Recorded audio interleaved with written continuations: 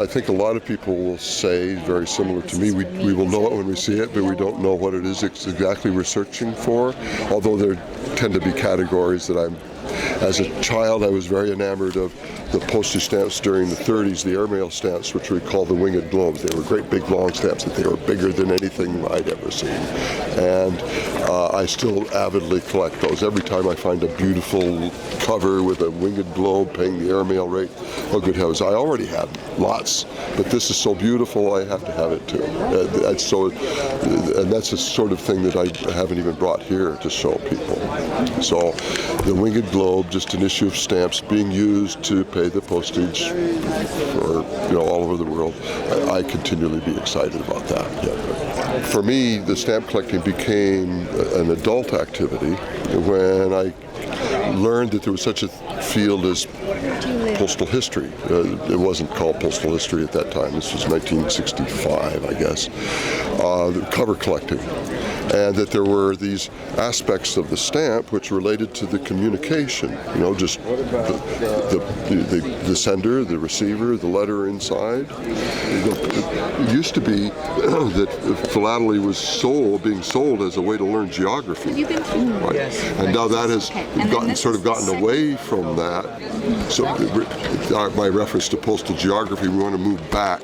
We know people who collect all the postmarks from a given county, but they don't know where the towns are in that county because, past the postmark, they're not interested in how the letter would get from A to B or what was next door. But we like to bring things down to the ground. That's what we're doing.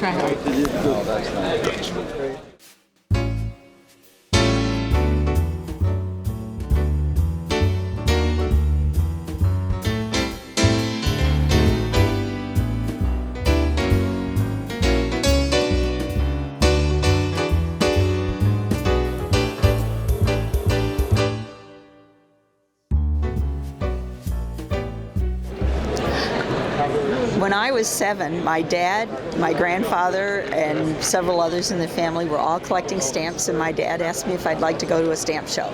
At the time, I was learning French as a second language in school, and so I chose to collect French stamps. And then in high school, my dad asked if I'd like to start doing some little local trade shows with him, and it's how I got spending money in college funds.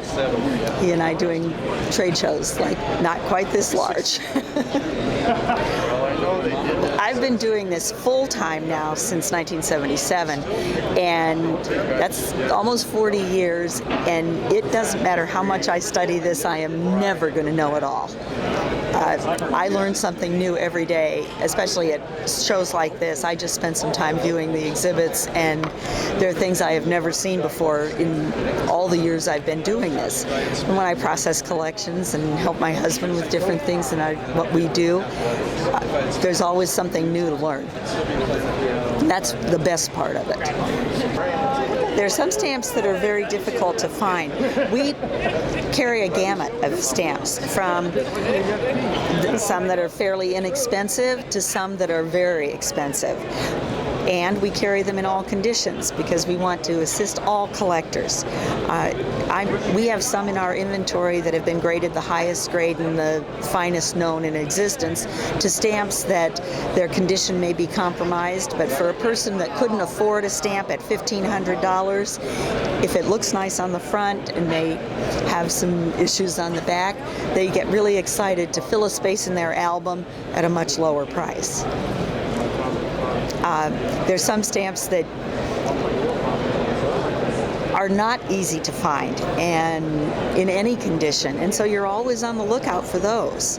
As far as the stamps that I trade in and have worked with for years, the 1869 pictorials are some of my favorite, because in a 3/8 inch by 5/8 inch space, they engraved the plates so they could see the signing of the Declaration of Independence. You can see Columbus landing. They're just remarkable work that was done close to 150 years ago.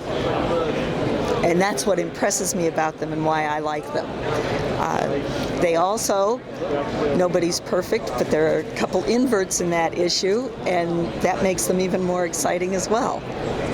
And one of the inverts is something that we have. If people want to see them, see one, and would be interested in it. This isn't the rarest stamp that we have in stock, but it is one of the more exciting that you don't see very often. And since we just spoke of it, I'll show it to you. Okay, let's do this. Oh, wow. That's what it's supposed to look like. Hold on, let me... Why is this not... He taped it in, so I can't get it out. Just a second. And here is let's do it this way because it'll show up a little bit better.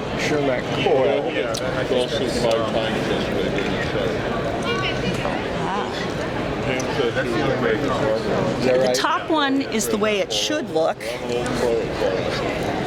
and the bottom one, as you see, is a little bit of an error. Okay. How many of those do you think were printed? Phil, what's the census on the 294? How many are there? Do you know? Maybe 200. But that doesn't necessarily indicate how many are still in existence. Yes, we do.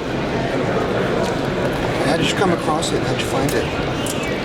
I have to give my husband the credit for that.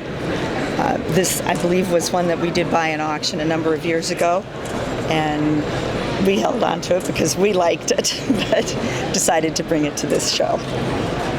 And what's it selling for today? If somebody wanted to buy it, I would sell it for a little bit less than $10,000. Be in there somewhere. If somebody wanted to buy the one on top, it would cost $25. A little bit different in value. Makes it worthwhile to look closely at your stamps.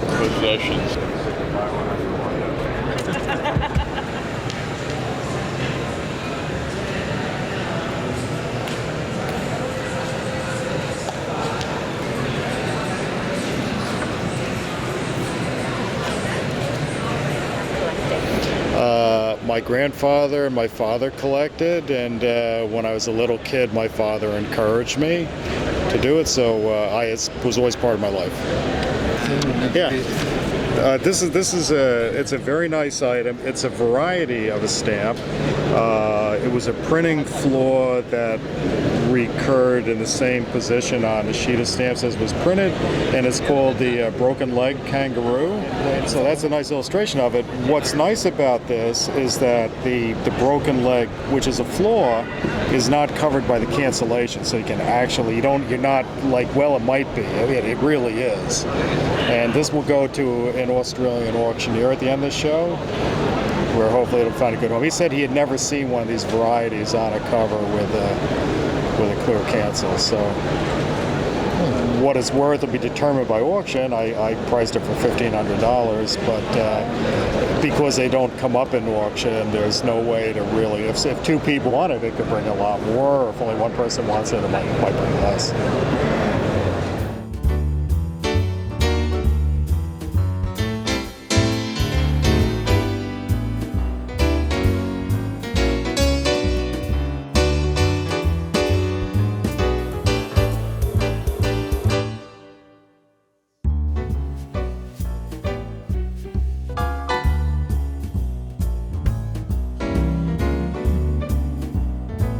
My father started it when he was like 12 years old, and I was brought up with stamps all around me, and it was just in my head. And about 10 years ago, I decided to do it as a profession.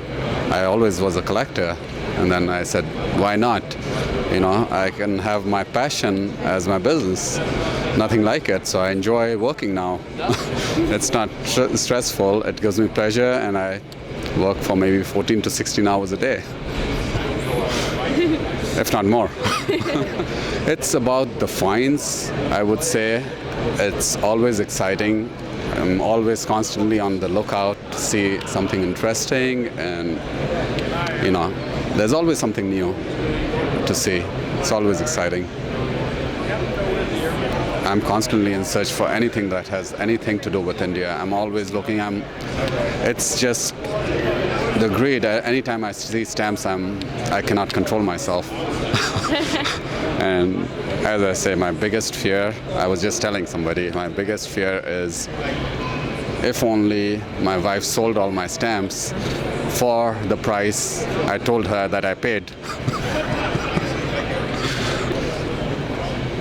I hate to sell. Anytime I sell something, I always hate myself because I like pretty much everything. I'm writing a book on cancellations, so I try to collect cancellations mostly, and that at least I could keep. Being a dealer, I cannot keep everything, so I cannot fall in love with them, even though I try to. But cancellations is something I'm doing for myself, so I love those.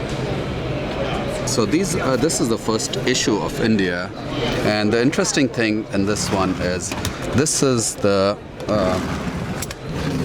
typograph. This was printed by typograph.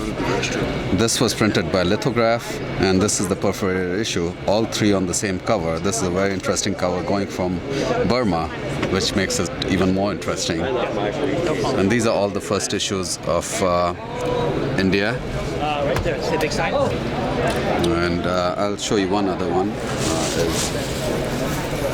Is this one. This is the largest. I'll pull it out for you. This is the largest known set of this essay. These were designed but not approved. There were 4 stamps from this that was approved, and this is the largest set in existence. These are all the unrecorded ones that has not been recorded. They all come with certificates. So it's heartbreaking to sell some of these.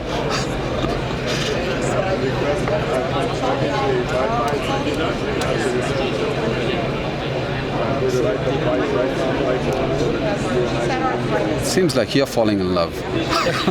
This, as you all know, this is the biggest show, which happens once every 10 years, and I'm lucky to be in the second show.